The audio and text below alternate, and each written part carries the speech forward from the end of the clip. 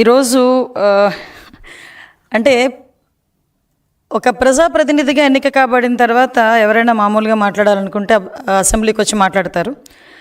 కానీ జనాల్లోకి రావడానికి భయపడే వ్యక్తి, జనాలను ఎదుర్కోలేని వ్యక్తి, అంటే ఆ టైప్ ఆఫ్ రోగానికి ఏం పేరు పెట్టాలని ఇందాకే మేము గూగుల్ కూడా చేసాం, కానీ గూగుల్ కూడా చెప్పలేకపోతుంది ఆ రోగం ఏంటో.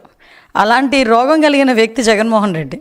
నిజంగా నవ్వొచ్చింది. 3 గంటల ప్రెస్ మీట్లో చెప్పిన అబద్ధాన్నే మళ్ళీ మళ్ళీ చెప్పి వాళ్ళ బ్లూ మీడియాలోని సాక్షి మీడియాలోని చూపిస్తారు కదా అని అదే అబద్ధాన్ని పదే పదే చెప్తే నిజమైపోతుంది అన్నట్టుగా మొత్తం ప్రెస్ మీట్ అంతా చూస్తే అందులో ఒక్క లైన్ కూడా నిజం లేకుండా మొత్తం 3 గంటల పాటు ఏకబిగిన అబద్ధాలు చెప్పగలగడంలో ఓ Guinness book of world record సాధించగలిగాడేమో నా ఉద్దేశంలో.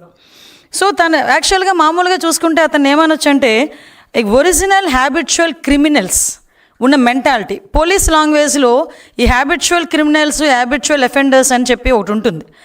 యాక్చువల్గా అందులోనే మనం హ్యాబిచువల్స్ మామూలుగా మాట్లాడుకున్న ఇతగాడిని చూస్తే ఒరిజినల్ హ్యాబిచువల్ క్రిమినల్. ఎందుకంటే అతనికి బేసికల్గా క్రిమినల్ మెంటాలిటీతో ఉన్న ఈ వ్యక్తి ఎప్పుడు చూసినా క్రిమినల్గానే ఆలోచిస్తాడు, అబద్ధాలే మాట్లాడతాడు. ఆఖరికి అబద్ధాన్ని కప్పిపుచ్చడానికి అవతల వాళ్ళ మీద నెపాలు నెట్టడానికి కూడా ఎక్కడా కూడా ఎట్టి పరిస్థితుల్లోని వెనుకాడడు. అతను చేసిన తప్పిదాలని పక్క వాళ్ళ మీద నెట్టడానికి చూసే వ్యక్తుల్లో ఫస్ట్ వ్యక్తి జగన్మోహన్ రెడ్డి ఉంటాడు. మొన్న నేను ఒకటి చూసా, మొహానికి మసి అంటుకుంటేనట తుడాల్సింది అద్దాన్ని కాదట, మన మొహం మనం తుడుచుకోవాలి. దాని అర్థం ఏంటి? మసిపోవాలంటే మన మొహం మనం తుడుచుకోవాలి. దాని అర్థం ఏంటంటే మనం తప్పులు చేసి పక్కోడి మీద నెడితే మన మీద ఉన్న మరకలు పోవు. ఆ తప్పులు మనం సరిదిద్దుకుంటాలనుకుంటే అప్పుడు పోతాయి. అలా ఉంది ఈరోజు జగన్మోహన్ రెడ్డి పరిస్థితి చూస్తే. అంటే ఆఖరికి ఈరోజు చూసుకొని ఒక 35 సంవత్సరాలుగా వ్యాపార రంగంలో ఏకబిగిన అవార్డులు సాధించుకుంటూ ఎక్కడా కూడా ఎటువంటి మచ్చ లేకుండా వెళ్తున్న హెరిటేజ్ ఫుడ్స్ మీద కూడా అతని తాలూకా అక్కసుని వెళ్ళగక్కడం చూస్తూ ఉంటే నిజంగా ఒక పక్క నుంచి నవ్వు వచ్చింది, ఒక పక్క నుంచి బాధ అనిపించింది. ఎక్కడో అక్కడ హెరిటేజ్ని బయటకు తీసుకురావాలి అంటే ఎక్కడో ఒక డైవర్షన్ పాలిటిక్స్ చేయాలి. ఇప్పుడు మొత్తం ఆంధ్రప్రదేశ్లోనే కాదు భారతదేశంలో వెంకటేశ్వర స్వామి భక్తులందరూ కూడా ఈరోజు ఆ కల్తీ జరిగింది, మహాపాపం జరిగింది అని గురించి మాట్లాడుకుంటా ఉంటే దీని అంతటినీ సైడ్ చేసి ఎక్కడో ఇప్పుడు సంబంధించిన కొన్ని కంపెనీస్ని తీసుకొచ్చి అదేవిధంగా హెరిటేజ్ కంపెనీ మీద వీటి మీద ఏదో రకంగా బురద జల్లాలి అని చెప్పి ఒక రకంగా మాట్లాడే పరిస్థితి కనిపిస్తూ ఉంటే, ఇందాపూర్ డైరీ గురించి మాట్లాడే పరిస్థితి కనిపిస్తూ ఉంటే నిజంగా బాధ అనిపిస్తుంది. ఇందాక ప్రెస్ మీట్ పెడుతూ నా దగ్గర చాలా ఆధారాలు ఉన్నాయి, ఇన్ని పేపర్స్ తీసుకొచ్చాడబ్బా. అన్ని పేపర్స్ చూసుకుని నేను అనుకున్నాను, అబ్బా ఏం ఆధారాలు సేకరించేసాడో అని చెప్పి మేము కూడా అలాగ ఒకసారి చూసిన వెంటనే నవ్వు వచ్చింది. యాక్చువల్గా ఇందులోని మనకి హెరిటేజ్కి సంబంధించి వెబ్సైట్ ఓపెన్ చేసుకున్నా కూడా లిస్ట్ ఆఫ్ కంపెనీస్ ఒక యూనిట్స్ సుమారుగా 20 ఉంటాయి. ఆ 20 లిస్ట్ ఆఫ్ యూనిట్స్లో కూడా 15 హెరిటేజ్కి సంబంధించి ఓన్ యూనిట్స్, అవి ఒక 5 కాంట్రాక్ట్ మ్యానుఫ్యాక్చరింగ్ యూనిట్స్. అయితే వీళ్ళు ఈ సాగ్రిగేట్ చేసుకునే కార్యక్రమంలో ఈ మ్యానుఫ్యాక్చరింగ్ యూనిట్ అని చెప్పి ఒక దగ్గర రాశారంట. ఇది ఒక్కటే కాదండి, ఇందాపూర్కి సంబంధించిన కంపెనీ గురించే రాయలేదు అది. ఇప్పుడు ఈ 5 కాంట్రాక్ట్ మ్యానుఫ్యాక్చరింగ్ యూనిట్లో one of the unit Indapur unit అది.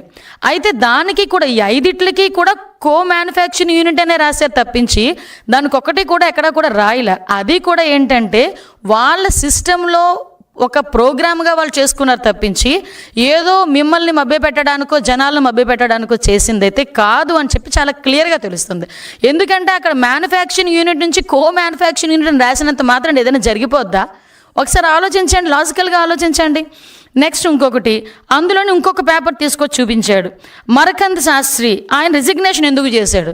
ఆయనకు వేరే ఉద్యోగం వచ్చింది, రిజిగ్నేషన్ చేశాడు. స్టిల్ నవ్ ఇంకా అక్కడే వర్క్ చేస్తున్నాడు. ఈ మార్చి నెలాఖరుకో అతను రిలీవ్ చేసి పంపిస్తారు. ఇంతకు ముందు 4 సంవత్సరాల క్రితం వేరే కంపెనీలో పనిచేసేవారు. 4 సంవత్సరాల ముందు ఈ హెరిటేజ్ కంపెనీకి వచ్చారు. ఇప్పుడు అతనికి వేరే కంపెనీలో మంచి ఇంకో ఉద్యోగం వచ్చింది. ఆ ఉద్యోగానికి అతను వెళ్ళిపోతున్నారు, రిజిగ్నేషన్ ఇచ్చారు. ఇది కూడా వన్ ఆఫ్ ద యాక్చువల్గా నార్మల్ ప్రాక్టీస్ అది. అంటే దీన్ని కూడా ఈ రాజకీయానికి ఉపయోగించుకుంటున్నారంటే ఏదో అంటారు కదా, సూక్ష్మ రంధ్రాన్వేషణ చేస్తున్నారనమాట. కానీ ఏదో అంటారు, కొండని తవ్వి ఎలకను కూడా దొరకదు. ఇక్కడ హెరిటేజ్ని టచ్ చేస్తే ఎక్కడైనా ఏమని అంటారంటే కొండని తవ్వి ఎలకను పట్టారా అంటారు సాధారణంగా. నువ్వు హెరిటేజ్ని తవ్వితే ఎలక కూడా దొరకదు, ఎందుకంటే అంత క్లీన్ షీట్లో ఉండే ఒక సంస్థ అది. అటువంటి పరిస్థితి నుంచి ఈరోజు మనకి అది కూడా ఎందుకు పెడతారంటే వెబ్సైట్లో పెట్టారు. అదే వాళ్ళేం దాచుకోలేదే, వెబ్సైట్లో పెట్టారు. ఎందుకు వెబ్సైట్లో పెట్టారు? యాక్చువల్గా స్టాక్ ఎక్స్చేంజ్కి వాళ్ళు ఇన్ఫర్మేషన్ ఇవ్వాలి. ఎందుకంటే బికాస్ ఆఫ్ ఇన్వెస్టర్స్కి తెలియాలి పలానా సేల్స్ డిపార్ట్మెంట్కి సంబంధించిన head of the sales department manager అతను హెడ్ ఆఫ్ ద డిపార్ట్మెంట్ వెళ్ళిపోతున్నాడు, రిజైన్ చేశాడు అన్న విషయాన్ని స్టాక్ ఎక్స్చేంజ్ వాళ్ళకి చెప్పాలి వీళ్ళు. ఎట్ ద సేమ్ టైం ఇన్వెస్టర్స్కి తెలియాలి కాబట్టి ఓపెన్గా అది వెబ్సైట్లో పెట్టడం జరిగింది. ఆ వెబ్సైట్లో కాగితాన్ని తీసుకొచ్చి ఇతను ఎందుకు రిజైన్ చేశాడు? నీకు చెప్పిగా రిజైన్ చేయాలా, లేకపోతే నీకు చెప్తే కానీ రిజైన్ అక్కడ చేయనివ్వా? నాకు అర్థం కావట్లే. అంటే అలాంటి కాగితాలు తీసుకొచ్చి హెరిటేజ్లో ఏదో జరిగిపోతుందని చూపించడానికి చేసే ప్రయత్నం చూస్తూ ఉంటే నిజంగా జగన్మోహన్ రెడ్డిని చూస్తే భలే జాలనిపించింది అబ్బా నాకైతే. సేమ్ యాస్ట్రీస్ ఈరోజు హిందాపూర్ డైరీ గురించి మాట్లాడుతున్నారు.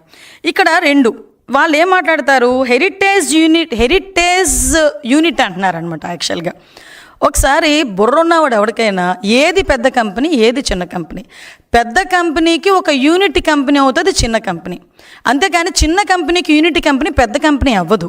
ఇప్పుడు హెరిటేజ్ ఫర్ ఎగ్జాంపుల్ డైలీ 20 లక్షల లీటర్ల పాలు ప్రొక్యూర్ చేస్తే దానికి డబల్ మిల్క్ ప్రొక్యూర్ చేసేది హిందాపూర్. అంటే 40 లక్షలు డైలీ లీటర్లు ప్రొక్యూర్ చేసేది. అటువంటిప్పుడు హెరిటేజ్ యూనిట్ ఎలా అవుతుంది హిందాపూర్? ఒక్కసారి ఆలోచించండి. హెరిటేజ్ యూనిట్ అని మాట్లాడతావు. ఇంకొకటి, యాక్చువల్గా హిందాపూర్ అన్నది ఈ కన్స్యూమర్ మార్కెటింగ్ చేయదు, సాధారణంగా బల్క్ మార్కెటింగ్ చేస్తుంది. దట్టు ఏంటంటే ప్రొడక్షన్ ఎక్కువ. అది ప్రొడక్షన్ చేసి కంపెనీస్కి ఇస్తే కంపెనీస్ వాళ్ళు కన్స్యూమర్ మార్కెటింగ్ చేసుకుంటారు. ఫర్ ఎగ్జాంపుల్ వీళ్ళు ఏం చేస్తారంటే లేబులింగ్ అంటే ప్రొడక్షన్ వాళ్ళు చేస్తారు. లేబులింగ్ అంటే ఇప్పుడు హెరిటేజ్ కంపెనీ ఈ హిందాపూర్ కంపెనీస్ దగ్గర నుంచి చీజ్ అని, పన్నీర్ అని, నెక్స్ట్ ఇంకొకటి ఏంటంటే టెట్రాప్యాక్ మిల్క్స్ సంబంధించినవని ఇలాంటివి కొనుగోలు చేస్తుంది, హెరిటేజ్ కొనుగోలు చేస్తుంది. హెరిటేజ్ అన్న కంపెనీ ఇప్పటి వరకు ఏ కంపెనీకి కూడా గీ సప్లై చేయలే. హెరిటేజ్కి ఓన్ గీ మ్యానుఫ్యాక్చరింగ్ ఉంది. హెరిటేజ్ కంపెనీ గీ కూడా ఎప్పుడూ బల్క్గా ట్యాంకర్స్తో ఎక్కడికి పంపించలే. అది ఓన్లీ కన్జ్యూమర్కి మాత్రమే అది సప్లై చేసే పరిస్థితి. కన్జ్యూమర్ మార్కెటింగ్ మాత్రమే చేస్తారు. ఈ విషయం చిన్న పిల్లోడిని అడిగినా చెప్తాడు. దానికి ఈరోజు హిందాపూర్ కంపెనీకి హెరిటేజ్ నుంచి నెయ్యి వెళ్ళిద్ది, ఆ నెయ్యిని తీసుకొచ్చి హిందాపూర్ తీసుకొచ్చి మన టీటీడీకి ఇస్తుందని మాట్లాడుతున్నారు. అసలు బుర్రబన్యేస్తుందా మీకు? అసలు చాలా క్లియర్గా వాళ్ళు ఒక సిస్టమ్ పెట్టుకున్నారు. మేము ఏ రోజు కూడా టెంపుల్స్కి మీ నెయ్యి సరఫరా చేయకూడదు, ఎందుకంటే వాళ్ళు బల్క్గా చెయ్యరు వాళ్ళు. ఎందుకు వాళ్ళ మార్కెటింగ్ వాళ్ళకు ఉంది, కన్స్యూమర్ మార్కెటింగ్ వాళ్ళకు ఉంది. సో దట్ వాళ్ళు అలా వెళ్తారు. వీళ్ళు కొన్ని సిస్టమ్స్ పెట్టుకున్నారు.